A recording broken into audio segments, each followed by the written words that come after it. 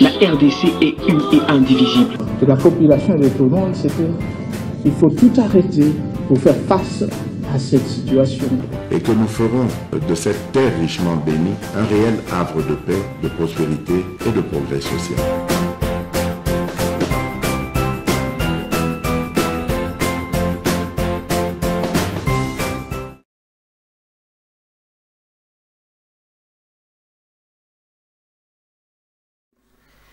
Merci de suivre MKBZ officiel. Bozali Belé, Bozali Kolanda Bisso, partout à travers le monde. Bozali partager ba émission na Bisso, Bozali Belé, Bisso pe tozane Sengo, Yako Sale Labino Musala, merci Mingi.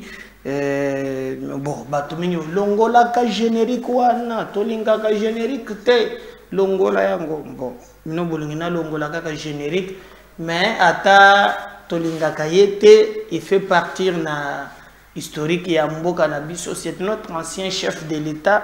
Na mabenyo so asali batu baluka kaye kabila Jacques kabila yewana botala ye. Yewana abotami lelo. Voilà. Yewana zosega. Azala na bako kote paza na bana. Mwana moko so bwakela ye.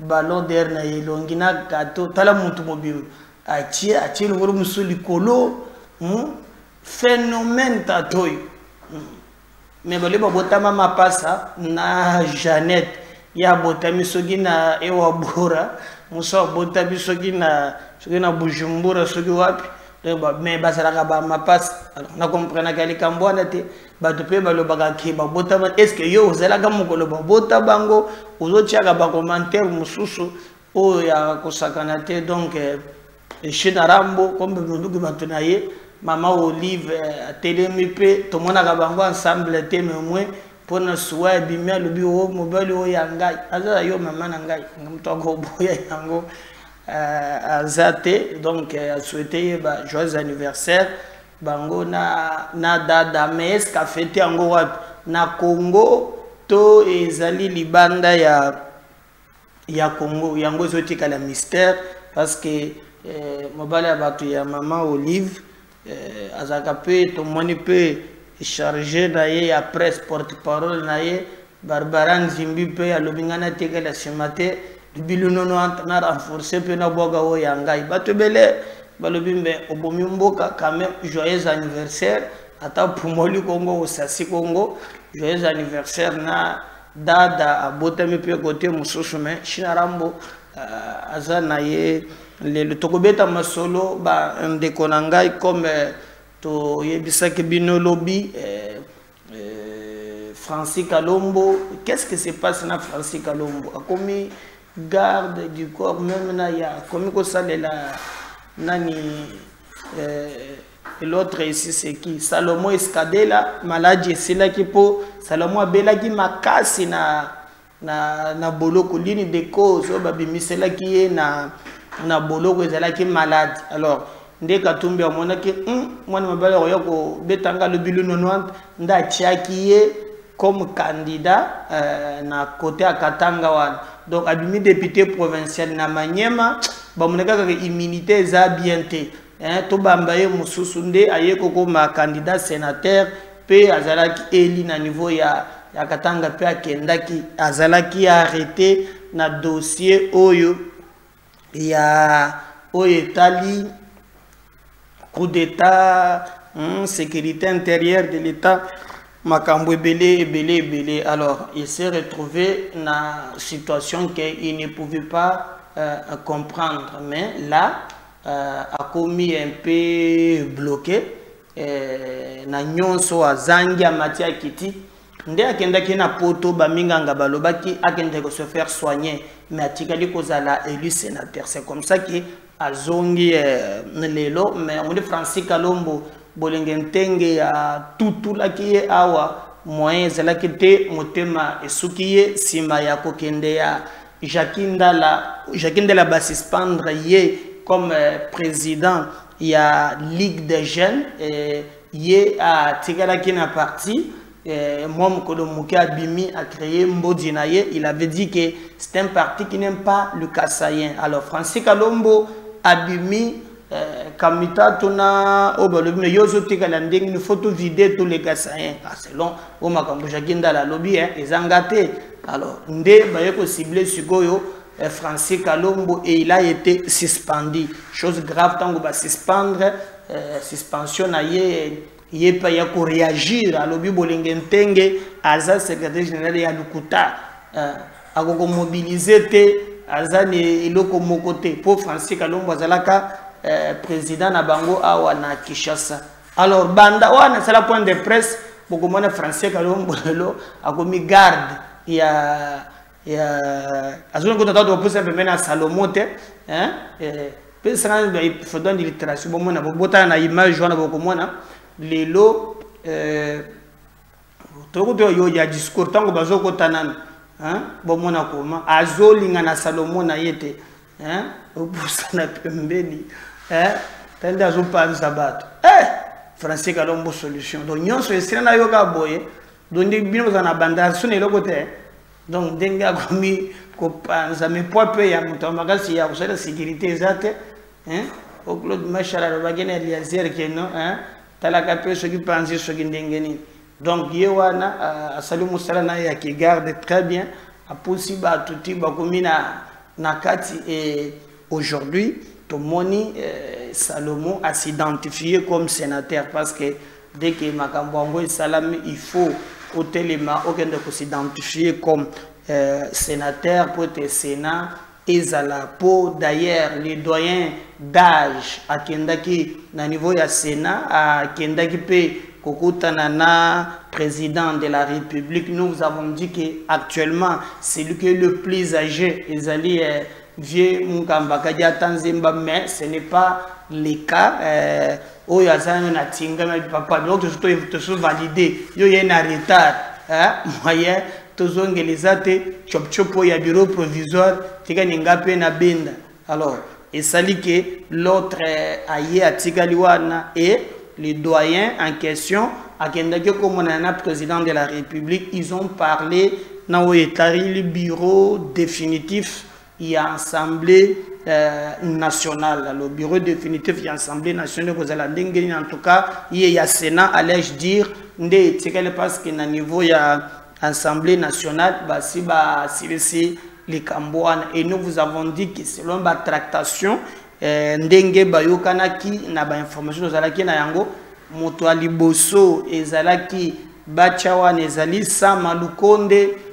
oyazalaki premier ministre ya mboka na biso mais les informations tozui et kokiko basculer aussi à tout moment vieux Jonas Mukamba Kadia Tanzemba oyazalaki vraiment eli na niveau ya Équateur vieux na système ya lubilu nonouan takobeta pe Sama mukato achojila bimeli place wana donc ezali ko se dessiner ndenge wana biso to zokana yete mboka na biso ezali menacé mais awa guerre ya positionnement eza makasi est-ce que tokogende pe na schéma ya primaire ndenge salamaki na assemblée nationale kuna jeno nazo mona enjeu ya makasi mingi te selon les informations tozui batu loko bo alobi yepa kotika la simate comment Mboso a comme deuxième vice-président ngape nazo senga na comme deuxième vice-président il y a Sénat na système il y a fourmi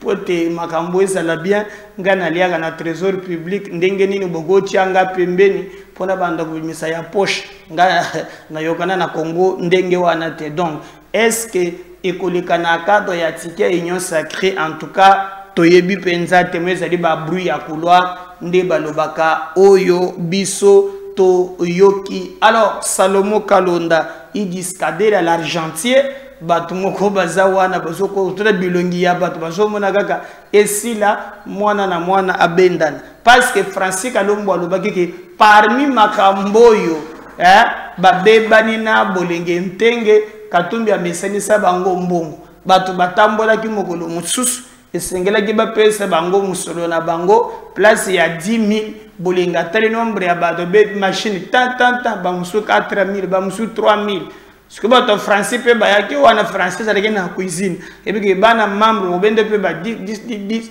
pour être mouvement yezala babi maboy 3000 4000 des français silika mais papa comment yo secrétaire général selon le Francis Kalombo yo banda ko kataka moko boy atanga na circuit so eza loko tolela ka biso nyonso alors secrétaire général siliki la nde yo ko changa kan côté ala na ko nyato suspension alors nde banyate suspension alors si ouais eza version il y a Francis Kalombo oyo kapenza na ko pesa à 100%. Si vous regardez déjà Salomon Kalonda Escadela ayepe na batu mususu oye amemi na likamboana comme sénateur mais Francis bien sécurité kutu selena tondiala kisabino photo moko côté mususu kutu afandi lokola François Nathan Kabila Zokabela batu mbongo Français Kalombo solution oyo nous allons comprendre te afandi vraiment des la kaka mwana moko boye côté ya patron bokomona photo do dia zola kisabino wana tango bakoti ya fandi boye na moni Francis Kalombo afandi mais il y a pas ça les candidats na el choix qui Francis Kalombo solution donc bokomona photo sokoyo Salomon ya fandi yeso makush libando so lingoza landenga liaka kambala moko po vimba na yo biceps po libino nte salema donc ezali ndenge wana bokomona ye bandeko na ngai na Francis Kalombo mais pour le reste nous allons vraiment nous battre pour toyeba en réalité nini ezali koleka mokolo ya lelo biso toko sala ke bato bayeba vérité na détail na makambo nyonso oyo ezali koleka. Si je parle le même langage dont dit peut déjà voilà azo préparer bota la coma tango bakomi na Sénat lelo Francis Kalombo je sais pas mikiti seki asali ndenge nini ye wana afanda ki na système ya mukato na Salomon Kalonda papa lolendo le gate eloko ezati celui l'argentier so tche lolendo la linzala koko sudena zolo bananga sukula go jujil donc côté la komisema sukula go jujil donc côté oyo lelaga pangu sango bien donc lui a compris les jeux ndenge bozali komona nde allez regardez maintenant contensé ya ndenge Salomon Kalonda idiskadela est-ce que bakozonga le sous procès na ye bon a pe liberté provisoire ndeze la gagnoso provisoire nde ya libela alors bokota la ye Francis Kalombo solution ndenge amikuti ye wana Francis Kalombo na d'abord tobana d'abord ndenge azokota et après tokoya kozwa quoi discours naie potango silisi ko s'identifier comme sénateur Salomon abimi boto la ye alobi kazobela maladie ya kati pono bokota la bolibanda bolobi kaza bien te mais maladie za na kati et batiaki ko ba mai na babilo ko na Belgique mais Dieu merci qu'il s'est rétabli vite. Le Congo a besoin de lui. TV eza radio te botala koma makambweleki et nous allons revenir juste après pour continuer avec notre émission NMKBZ officiel. Surtout, si c'est pour la première fois que vous nous suivez, n'oubliez pas de partager les liens. N'oubliez pas de vous abonner parce qu'en vous abonnant, vous nous donnez la force. Je reviens tout juste après ces éléments.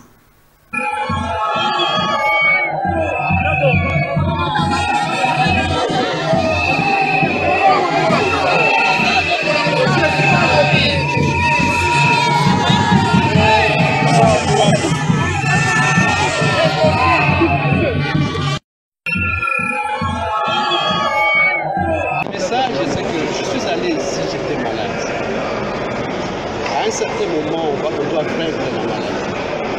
Peut-être que quelqu'un me voit comme ça, il s'est dit, ah, il est en bonne santé. On ne sait pas.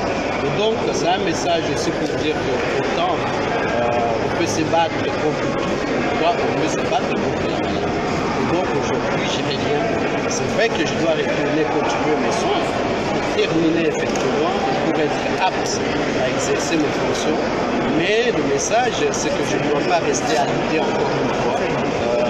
je suis passé par des moments très difficiles qui ont entamé ma santé. Et il ne faut pas que cela. C'est quoi cette histoire? C'est bon. Le bureau du Sénat, c'est vrai, la question est bien posée. Vous savez, on doit éviter aussi, parce que j'ai parlé que je mettais mon mandat dans le cadre de la paix, de la réconciliation et de l'unité. Et cette unité, ça doit se sentir aussi partout. Il ne faut pas réduire l'opposition à des rôles protocolaires. La démocratie respire avec l'opposition. S'il n'y a pas de l'opposition, s'il n'y a pas d'opposition dans un pays, il n'y a pas de démocratie. Et donc, on verra ça comment. Parce que nous, on a choisi l'opposition républicaine. Et ça doit se voir dans les institutions.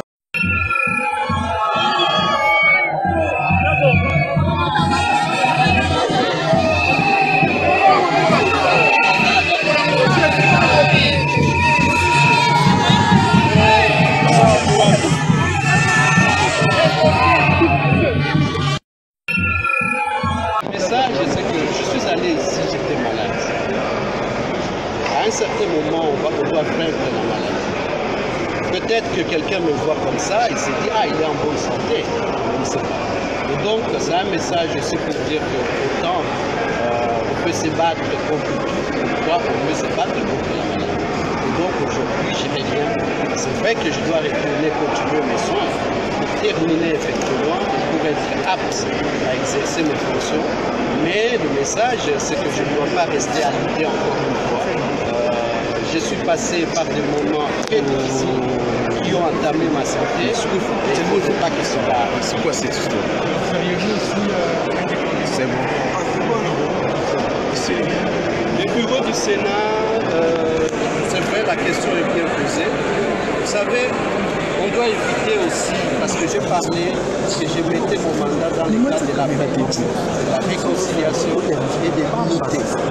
Et cette unité, ça doit se sentir aussi partout. Il ne faut pas réduire l'opposition à des rôles protocolaires. La démocratie respire avec l'opposition. S'il n'y a pas de l'opposition, s'il n'y a pas d'opposition dans un pays, il n'y a pas de démocratie. Et donc, on verra ça comment. Parce que nous, on a choisi l'opposition républicaine. Et ça doit se voir dans les institutions. Le message, c'est que... Voilà, je crois que wana bolandi Salomo Kalunda Escadela yewana bo moni bien ndenge nini azali ko oloba. Je crois que débat ezali ata amukete. Alors, gouvernement ba ko installé, c'est officiel. Vital Kamerhe Lwakaningini Kingi mobali ya Mama Medamene moi ce soir yé ndenge bazali wana azwi musala ya kosolola na ba président ya ba groupe parlementaire boyebi ke il y a eu un débat oulé na oyetali comment investir les gouvernements ba konzi ya ba regroupement politique ba lobaki ce n'est pas possible. Il y avait déjà même 150 députés basi signa qui vraiment motion pour na kolobaki biso to kondima gouvernement wana te to yekoleka te réunion moko basala kezalaki réunion moko tandi. Alors sengela qui va trouver kimia autour na yango eloko salami yango wana bandeko na ngai. En conclusion toyo komona ke Chokwa Neleki, PSR, il y a Vital Kamerhe, il position. Maintenant, c'était le tour de Vital Kamerhe et Yemoko, Bakaningini Kingi, Mobadi Batu ya Mama Mida, Lobaki Te, Ngai na Wokinde na Shema Wanate, bon installé gouvernement. Mais je vais vous donner scope Moko Biso Tozui, c'est gouvernement et ko umelate gouvernement Oyo et ko Sala Soki. Ba mois et belé kozala 6 mois. 6 mois. Na équipé premier ministre a déjà na ya liboso le bureau ba kishenyo sona ba banque ya dollar ya kozala pe ba ndola ya fra. Ah mama na ngai. Nana pe akana ba décision wan.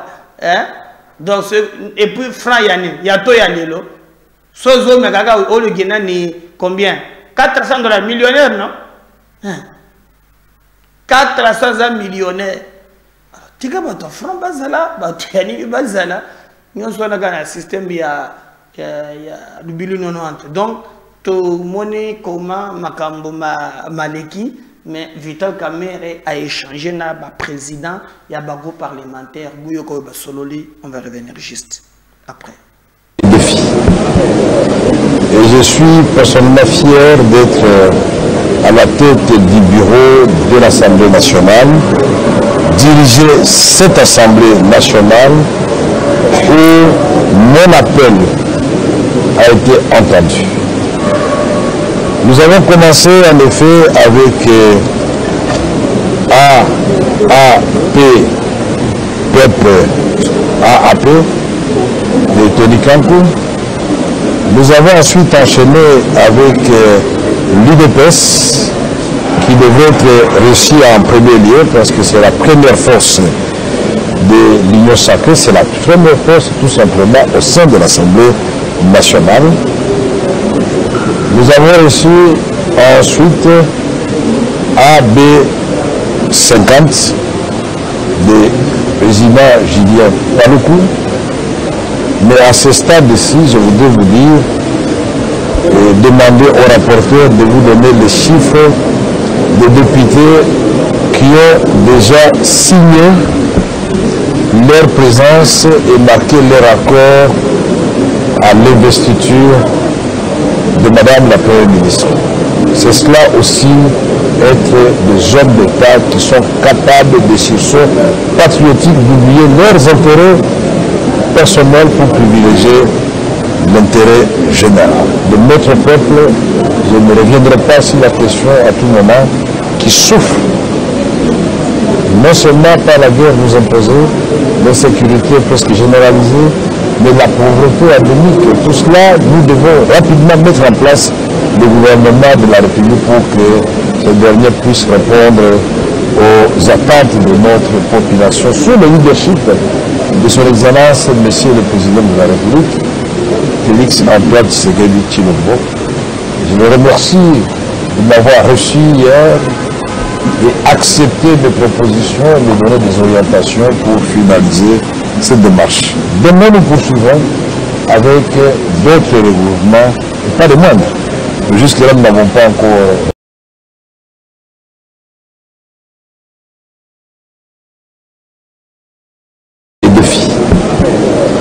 Et je suis personnellement fier d'être... Voilà, j'espère que Wana Bolandi et Zali Vital Kamerhe qui annonce l'installation du gouvernement. Batumoko Basouki Augustin Kabouya Moutema Binope Botika Kosi, c'est ma femme Augustin Kabouya Togo, élément il y a je crois Patrick Mouya, il y a Premier ministre Nabiso Madame Judith Souminoa lobby à Sololaki depuis Babandi, contact ya Liboso. Pour tout bailler quand même depuis bazaki nommé bamonanité alors bangonyo so bamonana ki lobby basolola ki makambo nini Patrick Mouyaya oya zali azongi porte-parole ya gouvernement ndé à 8 ans ya ko expliquer nini oyo bango babandaki kozela biki ba congolais bazali kozela vraiment makambo ebele na gouvernement wana guerre à l'est au moins dollar ezali likolo ba problème eza ebele alors gouvernement ezali en place lobby nde bakutanaki ya yambo pour la première fois bakutanaka ezali lobby bon na moni déjà moto ezana ba buzz mingi ezali Constant Moutamba, on a soutenir côté ya tu fais papa, tu fais maman, wana kutungai naza na transiger te nazali d'accord na naye mais moto oyo a betili solo ya rencontre na bango et zali bon ya za reconduit Patrick Mouyaya porte-parole ya gouvernement lors il y a échange wana zalaki témoin et aloki comment couper ça ba congolais rencontre avec autour Yanim dès lors que l'Assemblée nationale andimi ke azali ko ende ko installer bango. On suit Mouyaya, on revient juste après. C'était une première réunion de prise de contact depuis la sortie du gouvernement, comme il est des coutumes, une réunion informelle où la première ministre a eu l'occasion de saluer et de féliciter les membres du gouvernement qui ont été désignés, qui ont donc reçu la confiance du président de la République et sa confiance pour discuter cette fois-ci de ce que nous devons faire en attendant l'investiture. Et donc, la Première ministre nous a présenté les grands axes du programme du gouvernement qui, vous savez, a été calqué sur le modèle des 6 engagements que le président de la République a présenté au peuple congolais durant sa campagne. Elle a présenté les principes directeurs qui ont pour point central justement comment nous réglons rapidement le problème de la sécurité dans l'Est et comment nous réglons le problème social de population congolaise. Elle nous a fait part des entretiens qu'elle a eu à ses propos vendredi dernier avec le président de l'Assemblée nationale. Elle avait dit au président de l'Assemblée nationale qu'elle pouvait être prêt autour du 10 ou du 11 juin avec la copie du programme du gouvernement qui doit faire l'objet des débats à l'Assemblée nationale. Et justement, en parlant de cela, il y a une copie qui sera transmise à chaque membre du gouvernement qui a pris part à cette réunion pour avoir très rapidement les éléments d'enrichissement qui permettront au gouvernement d'étoffer ces programmes et de les soumettre à l'approbation des députés nationaux. L'urgence pour la Première ministre, c'est de nous mettre très rapidement au travail. Elle a recommandé aux membres du gouvernement d'observer un certain nombre de règles. C'est peut-être pas l'occasion de revenir dessus, mais elle a beaucoup insisté sur la nécessité pour nous de travailler en équipe, dans la discipline, de nous assurer d'être efficaces et disponibles à l'œuvre de la République et du peuple congolais. Voilà, en résumé, ce qu'a été la première réunion de change avec la Première ministre, qui s'est terminée évidemment par une photo de famille et par un petit moment d'échange entre les collègues, parce qu'il faut aussi faire connaissance, pour nous, entre guillemets, les reconduits, avec ceux qui sont venus pour nous assurer que nous commençons déjà à construire cette équipe, cette unité dans l'équipe qui doit défendre les intérêts du peuple congolais. Voilà, Wana Bolandi est vraiment notre porte-parole, il y a gouvernement. Bon, ils ont reconduit, tous les gens ont installé le gouvernement, mais d'abord Augustin Kabouya, Obike Mikolo Jusqu'au Kakao, chef de l'État, Keba Eza Manda Yasuka. Ah, Suko Kabouya Seliki. Wani vidéo na titre ya Sikawan. Hein? Suko Azoto na ba combattant. Le besoin distraire Bino. Nana Yebisi Bino qui Eza Manda Yasuka. Peut-être les gens vont mal interpréter. Si l'IDPS aligne encore un candidat. C'est comme en Afrique du Sud. Il y a des pays en Afrique, hein, depuis le pouvoir, Angola, tout ça MP là. Donc, depuis l'indépendance, hein, quand MP là monte comeback, le président va changer. Eduardo Alongwe, Teyoko Mana, Oyaza, Sikoyo. Afrique du Sud, pour la première fois là, va coaliser.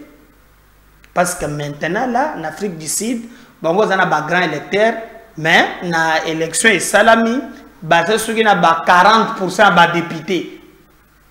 Donc, on est obligé pour une fois à coaliser. Mais sinon pas, depuis Babanda, dans ANC, na Zimbabwe, ZNPF, Mugabe Akufi, Oyazawa, Nazaka Kawan. Donc il y a des pays en Afrique où le parti au pouvoir Batinga Makabazwa Kakak. Mais est-ce que c'est qu'avec l'IDPS? Tu évites Augustin Soluki, Boyoka, Penza, Makambu, Oye, Alobi, na ba militant topé, na ba combattant, na bango, bateka discours, Yakolobake, hein, Oeza Manda Yasuk. Qui vous a dit que les amanda ya souk? Alors, oyo na idée ya changer la constitution. Ah, yango balobi ki besoin changer constitution. Bon, moi le belanga moko mingezate to ka Augustin Kabouya, on va revenir juste après. Batu bayokelanga te. Mais naza ko expliquer bino na poko lelo boye.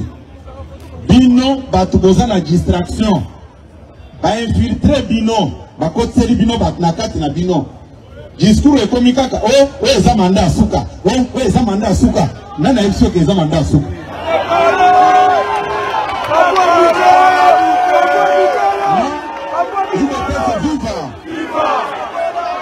tala naza koyebisa bino boye bola na ngai libetese viva naza koloba boye ngai nayebi à quel moment oyo nalobaka naza koyebi ce que je vous dis ici nalobaka yango sans mâcher les mots komona na bino batu eza ndenge moko na oyo nzambe te. Félix Tshisekedi est victime d'une injustice de la mauvaise foi. Vous avez la nangai? Na pesa kibino exemple oyo. Na lobaki boy. Yo ozana mbongo. Ozana mwasi na ona bana. Bana mibale baza kobela. Salaire na ezaka $1000. Ovivaka na bien na bana na baza en bonne santé. Mais ce qui bana mibale baza kobela. Malade oyo baza ko soigner ngweza ko silate. Train de vie na kati andako ko sala nini e ko changer. Lelo malgré bonne volonté la bonne foi ya tata mokonzi ya école. Là je m'adresse à vous les membres de mon parti. Les membres de notre famille politique Union pour la démocratie et le progrès social.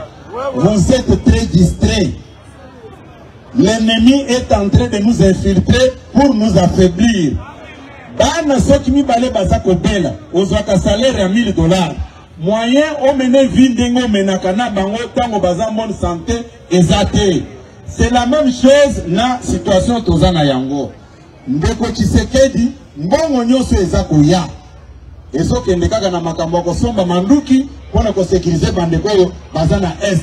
D'abord pour votre information Kabila ndenge na minute ndenge naza koyebisa bino Akimamboka adimana ye azaka sito awate. Bo vérifier na deuxième bo atika ta trace moko te adimana kobata ma puisque Gero eza ko sale makuna c'est lui qui est derrière. Vous avez na ngai na yebaki yango sikoyo bato ba même semblant e ba oto na bango baza ko sala ono ba jeune ya pe. Alors je crois que to sali moi mon confusion tokotia vidéo ya sika de moi erreur technique bolimbisa donc azotia la bino vidéo Augustin Kabo ya silikeli ba combattant na colère na makambo bazo sala on suit on va revenir juste après. C'est pour moi l'occasion na pourquoi elelo akoyebisa bino boy na kotikala kotolere eloko moko te na kotolere eloko moko te. Ceux qui moutoyaient na buzoba à kozala réprimé violemment. Naza secrétaire général, yako palte. Nako permettre buzoba lisusuté na yoki ba menace ebele. Ngai pe na lobby oyo ayebi malamu. Que Azako se préparer, je suis au courant de toutes sortes de réunions. Dit. Il faut arrêter avec ça. Nenge bozawana naza koyebisa bino. Pouvoir basakanaka na ngote. Naza na posa ba commentaire na binoto. Il faut arrêter ça. Il faut arrêter avec des commentaires s'il vous plaît.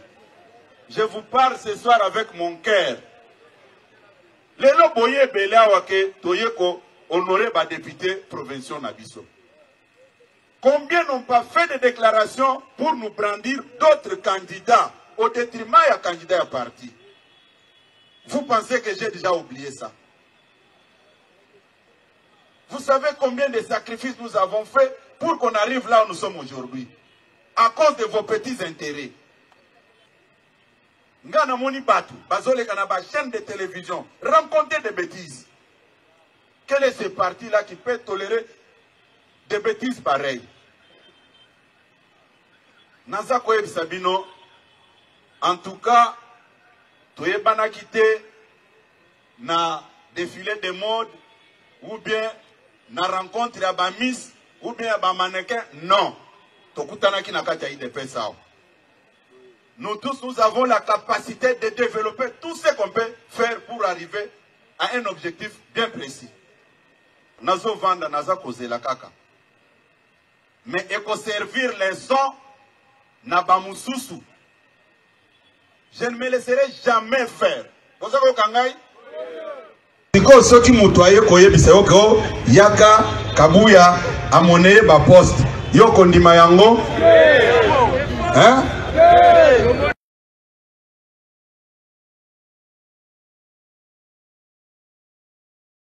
C'est pour moi l'occasion na poko elelo akoyebisa bino boy. Na kotikala kotolere eloko moko te. Na kotolere eloko moko te. Soki mutoye na buzoba akozala réprimer violemment. Naza secrétaire général Yakopal te. Nako permettre buzoba lisusu te. Nayoki ba menace ebele. Ngai pe na lobby oyo ayebi malamu que Azako se préparer. Je suis au courant de toutes sortes de réunions. Dis, il faut arrêter avec ça. Nenge bozawana nazako ebisa bino. Pouvoir basakanaka na ngote. Nazana posa ba commentaire na binoto. Il faut arrêter ça. Il faut arrêter avec des commentaires, s'il vous plaît. Je vous parle ce soir avec mon cœur. Lelo boye bela wake toyeko honoré ba député provinciaux nabiso. Combien n'ont pas fait de déclarations pour nous brandir d'autres candidats au détriment à candidats à parti? Vous pensez que j'ai déjà oublié ça? Vous savez combien de sacrifices nous avons fait pour qu'on arrive là où nous sommes aujourd'hui? À cause de vos petits intérêts. Ngana moni batu, bazole kanaba chaîne de télévision, raconter des bêtises. Quel est ce parti-là qui peut tolérer des bêtises pareilles? Nazako Sabino, en tout cas, tu es banakité na défilé de mode, ou bien na rencontre à ba miss, ou bien à ba mannequin, non. Nous tous, nous avons la capacité de développer tout ce qu'on peut faire pour arriver à un objectif bien précis. Nazo vanda, naza koze la kaka. Mais eko servir les sons na bamususu. Je ne me laisserai jamais faire. Vous savez kangai? Niko soki mutoye koye biseyo ko yaka kabuya amone ba poste. Yoko ndima yango? Hein? Yebele. Koyo comme exemple bala qui ça va tout sous-souter pour répression que la violente blague. Partagez le lien. Tu qui ma répression. Augustin Tomboki. Abonnez-vous, merci. Bye.